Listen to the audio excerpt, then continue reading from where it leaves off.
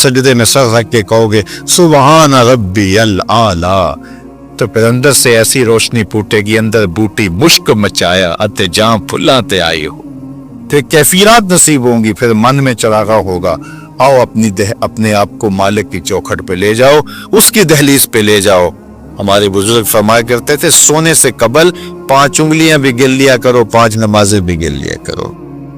और अगर तहज्जुद नसीब हो जाए, कितने खुश नसीब हैं वो लोग जो सहरी का उठना पा लेते हैं। एक रिवायत में आता जब सहरी के लम्हे होते हैं तो शौहर उठता है और अपनी बीवी को भी झंझोड़ता है, लेकिन नींद के गलबे की वजह से वो उठ नहीं पाती। खैर ये चला जाता है, वुजू करता है, वापस आते हुए चुल्लू में थोड़ा सा पानी लिए आता है और अपनी बीवी के ऊपर छिड़क देता, तो वो भी उठ जाती है और वो भी जल्दी से वुजू करके उस मुसल्ले के साथ मुसल्ला बिछा के खातून भी नमाज पढ़ने लग जाती है। तहज्जुद के सजदे हैं, सहरी के लम्हे हैं, रात की तारीकियां हैं, कोई देखने वाला नहीं है। 2 मुसल्ले बिछे हैं, एक पे शौहर खड़ा है, एक मुसल्ले पे बीवी खड़ी है। रब की दहलीज का नौकर और उसकी चौखट की बादी दोनों सजदा रेज। हदीस में आता है जब ये सजदे कर रहे होते हैं अल्लाह देख के मुस्करा रहा होता है, अपनी शान के मुताबिक मुस्करा रहा होता है कि देखो मेरा बंदा और मेरी बंदी मेरे लिए सजदे कर रहे हैं। फिर कितनी रहमतें बरसती हैं, कितनी करम नवाजियां होती हैं।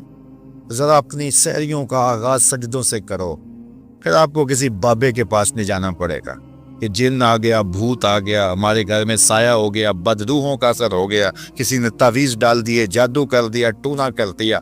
तहज्जुद के सजदों से अपने मुसल्लों को आबाद तो करके देखो, तुम्हारे घर पे छम छम रहमतों का नज़ूल होगा, करब नवाजियाँ उतरेंगी तुम्हारे घर के अंदर, नवार बरसेंगे। आओ उसकी चौखट पे आओ, उसकी करम नवाजियों के रंग देखो कि वो कितने करम नवाजियाँ करता है। फिर रिज़्क़ के दरवाजे भी खुलेंगे तुम्हारे लिए, रहमतों के दरवाजे भी खुलेंगे, सुकून और तमानियत के दरवाजे भी खुलेंगे, अंदर से रोशनी फूटेगी। तो कहा हर जान ये देखे उसने आने वाले कल के लिए आगे क्या भेजा है। फिर कहा वत्तकुल्लाह, और अल्लाह से डर जाओ। फिर दोबारा वही तलकीन की। फिर इरशाद फरमा इन्नल्लाह खबीरुम बिमा तामलून, जो तुम करते हो तुम्हारा रब उससे बाखबर है, तुम उसकी निगाहों से पोशीदा नहीं हो। आज कहीं लिखा होता है ना खबरदार कैमरे की आंख देख रही है, तो लोग सीधे होकर बैठ जाते हैं। कैमरे की आंख देख रही है, कैमरे की तो लाइट भी बंद हो सकती है, उसका सिस्टम खराब भी हो सकता है, लेकिन जो रब के कैमरे लगे हैं वो सिस्टम कभी खराब नहीं होता। कैमरे की एक रेंज है, उससे आगे नहीं देख पाता, लेकिन मालिक की शान के अरा ज़बीबन नमलतिस सौदा, काली रात के अंधेरे में, काले पहाड़ों के सिलसिले में, गहरी गार के अंदर चींटियों के अमीक सुराख में जब चींटी चलती है तो उसके नन्हे महीन कदमों से सीना संग के ऊपर जो वहमी और गमानी लकीर बनती है, तुम्हारा रब उसको यूं देखता है जिस तरह दीवारें चीन को देखता है। उसकी नज़रों से क्या हमारी खलवतें पोशीदा हैं, हमारे आमाल पोशीदा हैं, क्या उसकी नज़रों से हमारे ख्याल पोशीदा हैं। दरवाज़ा मुकफ़्फ़ल करके अगर हम गुनाह करेंगे तो क्या मालिक से पोशीदा होंगे? लोगों से तो पोशीदा है, लेकिन मालिक से पोशीदा नहीं है। ये यकीदा जम जाए तो बंद कोठरी में भी जुर्म नहीं हो सकता। आप देखते नहीं हैं कि जब दरवाजे मुकफ़्फ़ल करके बुत के ऊपर भी मोटा खेस डाल के जुलेखा बोली है तलक यूसुफ अब तो आ जाओ, अब तो कोई नहीं देख रहा, तो जनाब यूसुफ ने कहा काला माज़ल्लाह, मैं अल्लाह की पनाह में आता हूँ, तू अपने इस बेजान बुत और मुजस्मे से भी हया करती है और इसके ऊपर भी जो देख नहीं सकता पर्दा डाल लिया है, और मैं उससे हया न करूं जो 7वीं कोठरी में भी देखता है। फिर इतनी रोशनियां बरसती हैं कि गुनाह का तसव्वुर भी मुहाल होता है, और यूसुफ भागते हैं तो अल्लाह दरवाजे को शादा करता चला जाता है। तो आओ तो सी इस चौखट पे, तो वो तो बंद कमरों के माहौल देखता है, उससे तो कोई चीज़ पोशीदा नहीं है। ये यकीन उतर जाए, रूह में जम जाए, तो फिर ज़िंदगी सवर जाती है। और मैं आपको एक और बात कर्ज करना चाहता हूँ कि बतौर सुन्नी आप तो ये भी अकीदा रखते हैं कि रसूल करीम की निगाहों से कुछ पोशीदा नहीं है, तो क्या ये अकीदा 3 घंटे के मुनाजरे के लिए रखा हुआ है कि अमल पे भी इसका कोई असर है? अगर अमल पे कोई असर है तो फिर बंद खलवत کدے میں بھی جرم کرتے شرم آئے کہ رسول اللہ کی نگاہوں سے تو کچھ پوشیدہ نہیں ہے. پھر ہماری خلوتیں جو ہے وہ پاک ہو جائیں، ہماری جلوتیں پاک ہو جائیں، ہم رسول اللہ کی نگاہوں سے بھی پوشیدہ نہیں رہ سکتے. ان کی نگاہیں دوربین بھی دیکھتی، ہمارے رب کی نگاہیں بھی دیکھتی، حضور اللہ کی عطا سے دیکھتے ہیں. تو جب یہ عقیدے جم جائیں گے، روح میں اتر جائیں گے، تو زندگی میں نظم پیدا ہو جائے گا. جہاں کوئی سیکورٹی نہیں پہنچتی، کوئی عقیدہ نہیں پہنچتا، کوئی جو ہے وہ کیمرہ نہیں پہنچتا، وہاں یہ عقیدہ پہنچتا ہے. ان اللہ خبیر بما تعملون، جو تم کرتے ہو تمہارا رب اس سے باخبر ہے. اللہ تعالیٰ جل شانہ نے اس شخص کی کہانی کو بیان کیا ہے جو قیامت کے دن جہنم کی طرف جا رہا ہوگا. کچھ لوگ اسے پوچھیں گے ما سلککم فی سقر، کہ تم جہنم میں کیوں جا رہے ہو؟ تو وہ جواب میں کہے گا لم نک من المصلین، کہ ہم نماز نہیں پڑھا کرتے تھے. آج جہنم میں جانے کا سبب نماز نہ پڑھنا ہے. پنجگانہ نماز ہر عاقل بالغ مرد اور عورت پر فرض کی گئی ہے، اور قرآن مجید میں مختلف صیغوں سے 700 سے زائد مرتبہ اس کی تاکید ارشاد فرمائی گئی. سینکڑوں احادیث نماز کی تاکید، فضائل، ادا کرنے کی ترغیب اور نہ پڑھنے پر ترہیب میں وارد ہیں.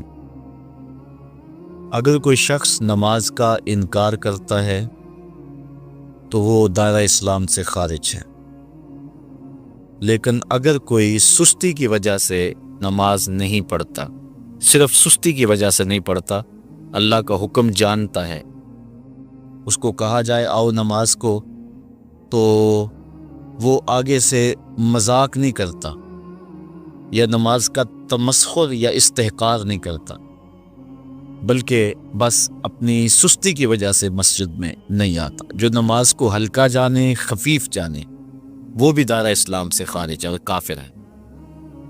لیکن جو شخص اس کو اللہ کا حکم جانتا ہے اور اس کو پڑھنا اپنے اوپر ضروری سمجھتا ہے، لیکن سستی کی وجہ سے پڑھ نہیں سکتا، تو اس کے بارے میں علماء کی آراء مختلف ہیں. حضرت امام اسحاق اور حضرت امام احمد رضی اللہ تعالی عنہما آپ تو فرماتے ہیں کہ ایسا شخص کافر ہے اور اس کو قتل کرنا واجب ہے. حضرت امام مالک کا قول ہے کہ، اور امام شافعی کا بھی یہی قول ہے، وہ بھی کہتے ہیں کہ اس کو قتل کیا جائے گا اور بطور حد قتل کیا جائے گا. حضرت امام اعظم امام ابو حنیفہ علیہ رحمہ آپ فرماتے ہیں کہ بے نمازی کو قتل نہیں کیا جائے گا، بلکہ اس پر تعزیر نافذ ہوگی. یہ حاکم وقت کی ثواب دید پر ہے کہ وہ اس پر کیا سزا دیتا ہے، اور فرمایا اس کو 7 قید کیا جائے گا اور توبہ کے لیے اس کو زور دیا جائے گا. اگر وہ توبہ کر لے تو اس کو قید سے باہر نکال لیا جائے گا، ورنہ اس کو قید رکھا جائے گا. صحابہ کہتے ہیں کہ ہم کسی عمل کے تارک کو کافر نہیں سمجھتے تھے سوائے نماز کے تارک. اور آقا کریم علیہ السلام کا ایک فرمان ہے من ترک الصلاۃ متعمدا فقد کفر جہارا، جس نے جان بوجھ کے نماز چھوڑی اس نے اعلانیہ کفر کیا.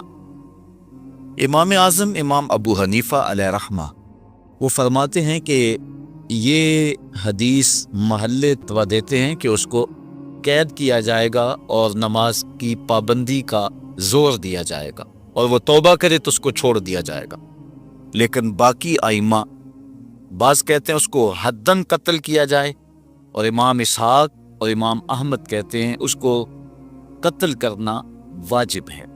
تو بے نمازی جو اللہ کے حکم کی پابندی سستی کی وجہ سے نہیں کرتا، یہ اس کے لیے حکم ہے. جو شخص تحقیر کرتا ہے نماز کی، ہلکا جانتا ہے، تمسخر اڑاتا ہے یا اس کا انکار کرتا ہے، تو اس کے بارے میں علماء کے اندر کوئی اختلاف نہیں ہے وہ ائمہ اربع کے نزدیک کافر ہے، دارا اسلام سے خارج ہے، مرتد ہے۔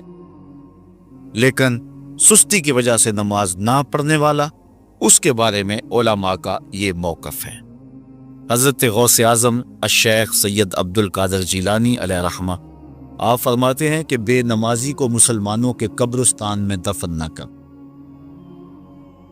حضرت سلطان باہو علیہ رحمہ آپ کا قول ہے کہ بے نمازی سے خنزیر بھی پناہ مانگتا ہے۔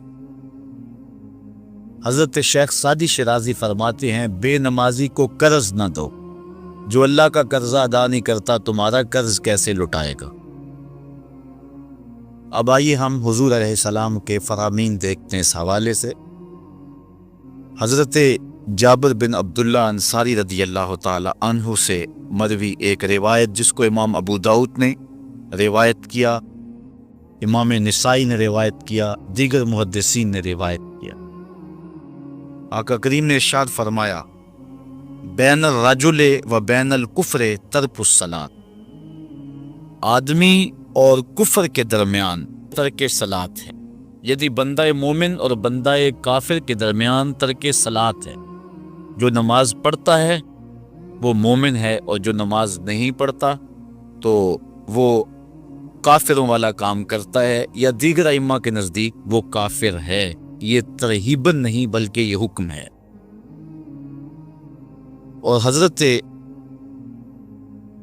نبی رحمت صلی اللہ علیہ وسلم کا ایک دوسرا فرمان ان الفاظ کے ساتھ ہے بین الرجل و بین الشرک والکفر ترک الصلاۃ، شرک و کفر اور بندہ مومن کے درمیان نماز ترک کرنا ہے۔ حضرت امام ابن ماجہ نے ان الفاظ کے ساتھ روایت کو نقل کیا ہے بین الکفر والایمان ترک الصلاۃ، ایمان اور کفر کے درمیان نماز کا ترک کرنا ہے۔ اور آقا کریم علیہ السلام کا وہ فرمان جو حضرت انس سے مروی ہے، جس کو طبرانی نے اپنی موجم میں لکھا، بھی آپ کے سامنے میں نے رکھا، کہ حضور نے فرمایا من ترک الصلاۃ متعمدا فقد کفر جہارا، جس نے جان بوجھ کے نماز چھوڑی اس نے اعلانیہ کفر کیا۔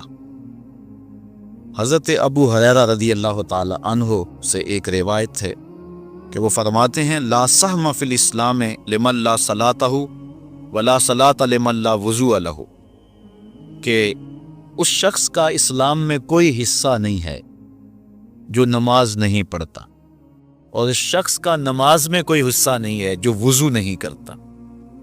وضو کے بغیر نماز نہیں ہوتی، اور نماز کے بغیر اسلام نہیں ہوتا۔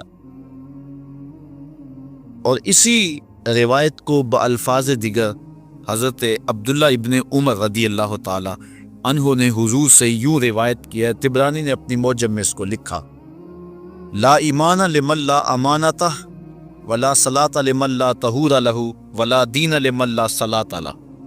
حضور فرمایا کہ اس شخص کا ایمان نہیں جس میں امانت نہیں، اور اس شخص کی نماز نہیں جس کو پاکیزگی حاصل نہیں، اور اس شخص کا دین نہیں جس کو نماز نصیب نہیں۔ حضرت امام ابن ماجہ نے اس روایت کو اپنے الفاظ کے ساتھ روایت کیا ہے۔ حضرت بریدہ رضی اللہ تعالیٰ عنہ اپنے باپ سے روایت کرتے ہیں، اور وہ حضور سے روایت کرتے ہیں۔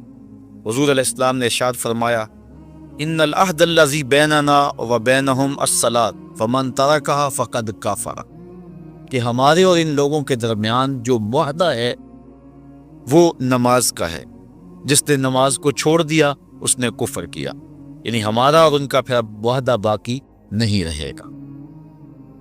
حضرت امام بخاری نے روایت نقل کی ہے، حضور نے ارشاد فرمایا من ترک الصلاۃ العصر فقد حبط اعمالہ، جس نے عصر کی نماز چھوڑی اللہ اس کے سارے عمل برباد کر دیتا۔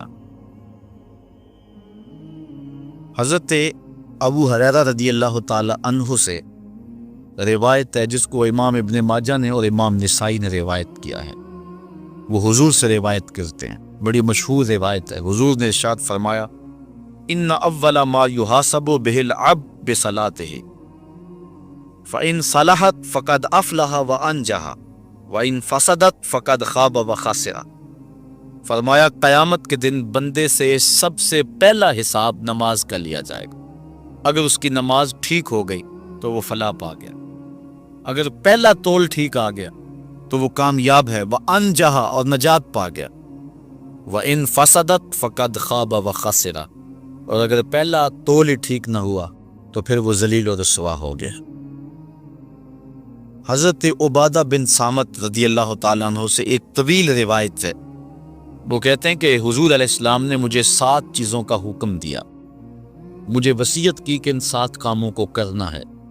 ان کے اندر جو دوسری چیز تھی وہ حضور نے یہ ارشاد فرمائی، وَلَا تَتْرُكُوا الصَّلَاةَ مُتَعَمِّدِينَ فَمَنْ تَرَكَهَا مُتَعَمِّدًا فَقَدْ خَرَجَ مِنَ الْمِلَّةِ، کہ جان بوجھ کے کبھی نماز نہ چھوڑنا، جس نے نماز چھوڑی وہ ملت اسلامیہ سے نکل گیا۔ اور حضرت معاذ بن جبل رضی اللہ تعالی عنہ سے بھی ایک طویل روایت ہے کہ حضور نبی رحمت صلی اللہ علیہ وسلم نے ان کو 10 وصیتیں کی تھی۔ حصول برکت کے لیے یہ ساری حدیث میں آپ کے سامنے رکھ دیتا ہوں۔ کہتے ہیں اوصانی رسول اللہ صلی اللہ علیہ وسلم بعشر کلمات، حضور نے مجھے 10 باتیں ارشاد فرمائیں، حکمت سے بھری اور رحمتوں سے بھری ہوئی ایک ایک بات ہے، ان کے بول بہاروں جیسے اور اصحاب ستاروں جیسے۔ تو اتنا خوبصورت کلام، لہو خورشید کا ٹپکی اگر ذرے کا جگر چیے۔ حضور نے 10 باتیں حضرت معاذ بن جبل رضی اللہ تعالی عنہ کو بطور وصیت ارشاد کی۔ کہتے ہیں کالا، حضور نے مجھے کہا، ارشاد کیا، لا تشرک باللہ شیئا وَإِن قُتِلْتَ وَحُرِّقْتَ، اللہ کے ساتھ کسی کو شریک نہ ٹھہرانا، اگرچہ تجھے قتل بھی کیا جائے اور تجھے آگ میں جلا بھی دیا جائے، کبھی بھی اللہ کے ساتھ شریک نہ ٹھہرانا۔ دوسری بات حضور نے مجھے یہ ارشاد فرمائی، وَلَا تَعْصِ وَالِدَيْكَ وَإِنْ أَمَرَاكَ أَن تَخْرُجَ مِنْ أَهْلِكَ وَمَالِكَ، اپنے مال کو اور اپنے بچوں کو لے کے گھر سے نکل جا، تو کہا یہ کر لینا، نکل جانا، لیکن والدین کی نافرمانی نہ کرنا۔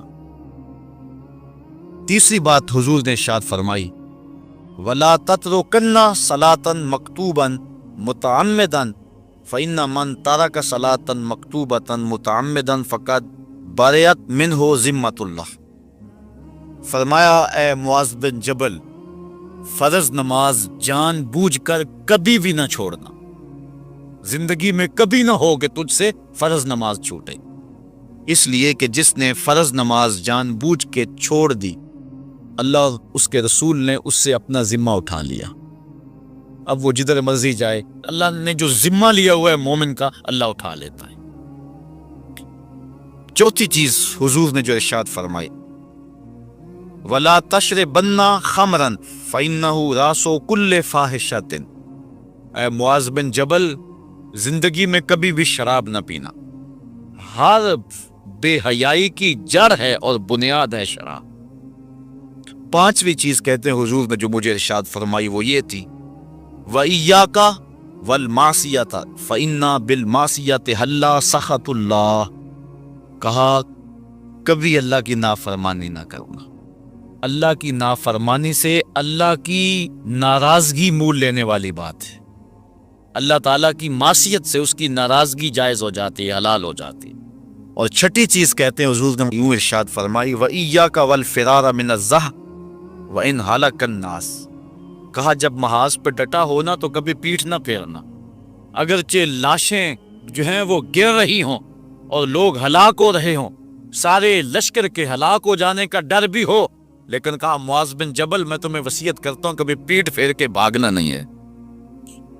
حضور نے کہتے ہیں مجھے جو 7ویں چیز ارشاد فرمائی وہ یہ تھی، وَإِنْ أَصَابَ النَّاسَ مَوْتٌ فَاثْبُتْ، اگر تو کسی ایسے علاقے میں رہتا ہو جہاں موت آ جائے، کوئی بیماری آ جائے موت والی، تو علاقہ چھوڑ کے بھاگنا نہ، وہیں رہنا، تیری قسمت میں زندگی ہوئی، تجھے کوئی موت دے نہیں سکتا، اور اگر موت تیرے لیے لکھی گئی ہے تو جہاں مرضی چلا جائے تو موت سے بچ نہیں سکتا، اس لیے ایسے مقام سے بھاگ کر نہ جانا، وہیں ڈٹے رہنا اور وہیں رکے رہنا۔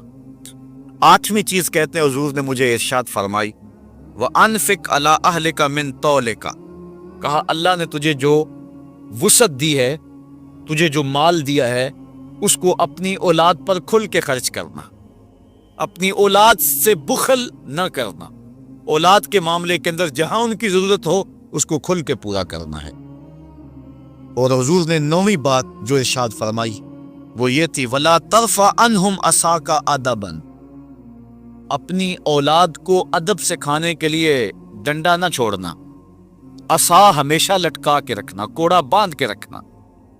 اور 10ویں چیز کہتے ہیں حضور نے جو مجھے ارشاد فرمائی وَأَخْفِهِمْ فِي اللَّهِ، اپنی اولاد کے دل میں اللہ کا خوف ڈالتے رہنا، اللہ کا ڈر پیدا کرنا اپنی اولاد کے اندر۔ تو نے اپنی اولاد کو یونیورسٹیوں اور کالجوں تک پہنچایا، بیرون ملک سے بھی تعلیم دلوائی، لیکن اللہ کا خوف نہ سکھایا۔ اللہ کا خوف سکھانا اپنی اولاد کو، ایسے لوگوں کی صحبت میں بٹھانا جن کی صحبت میں بیٹھ کر اللہ کا خوف پیدا ہو جائے، ان کو ایسی کتابیں لا کے دینا کہ جن سے خشیت الہی ان کے سینے میں پیدا ہو۔ اگر تو نے سب کچھ دے دیا، عالی نسب بنگلے دے دی اپنی اولاد کو، تو نے جو ہے وہ بہت اچھی تعلیم دلوا دی اپنی اولاد کو، دنیاوی سوسائٹی کے اندر ان کا وقار بہت بلند ہو گیا، تو نے سب کچھ دے دیا اپنی اولاد کو، اللہ کا خوف نہیں دیا تو کچھ بھی نہیں دیا۔ تو حضور نے جو 10ویں وصیت حضرت معاذ بن جبل کو کی وہ یہ ہے کہ انہیں اللہ سے ڈراتے رہنا، اللہ تعالیٰ کا خوف، ان کی خشیت ان کے سینے میں پیدا کرنا۔ اللہ اکبر۔ حضور کا ایک اور فرمان سنیے، حضور نے فرمایا کہ جو شخص نماز چھوڑتا ہے، ایک طویل حدیث ہے جس کا یہ حصہ ہے، وَكَانَ يَوْمَ الْقِيَامَةِ مَعَ قَارُونَ وَفِرْعَوْنَ وَحَامَانَ وَأُبَيِّ بْنِ خَلَف، جو نماز ترک کرتا ہے قیامت کے دن قارون کے ساتھ، فرعون کے ساتھ، حامان کے ساتھ اور ابی ابن خلف کے ساتھ کھڑا کر دیا جائے گا۔ جس صف میں اللہ کے دشمن کھڑے ہوئے ہوں گے، بے نوازی کو بھی اس صف میں کھڑا کر دیا جائے گا۔ کتنی رسوائی، کتنی ذلت ہے۔ کوئی بندہ یہ گوارا کرتا ہے کہ مجھے اس صف میں کھڑا کر دیا جائے جس پہ دشمنان خدا کھڑے، دشمنان رسول کھڑے ہو، میری کوئی بہن، میری کوئی بیٹی کیا یہ گوارا کر سکتی ہے کہ اس کو حضور پہ کانٹے پھینکنے والی ام جبیل کے ساتھ کھڑا کر دیا جائے، اس کو حضور کو اذیت دینے والی عورتوں کے ساتھ کھڑا کر دیا جائے؟ نہ میری کوئی بہن اور نہ کوئی میری ماں اس بات کو گوارا کرتی۔ تو جب ہم یہ گوارا نہیں کرتے تو پھر ہمیں عزم کرنا چاہیے کہ آج کے بعد نماز نہیں چھوڑنی ہے۔ تو آئیے میں اور آپ اپنی زندگی کو ایک نظم میں لائیں۔ جو اللہ نے ہمیں مہلت دی، وقت دیا، آج ہمیں اللہ نے مہلت دی ہے، ہمارے پاس ابھی زندگی ہے، سانسیں چل رہی ہیں، توبہ کا دروازہ بھی بند نہیں ہوا، اس کے چوکھٹ، اس کے حضور آئیں گے، توبہ کریں گے، وہ سارے گناہ معاف کر دے گا۔ آئیے اپنی زندگی کو اس کی دہلیز پہ لے آئیں۔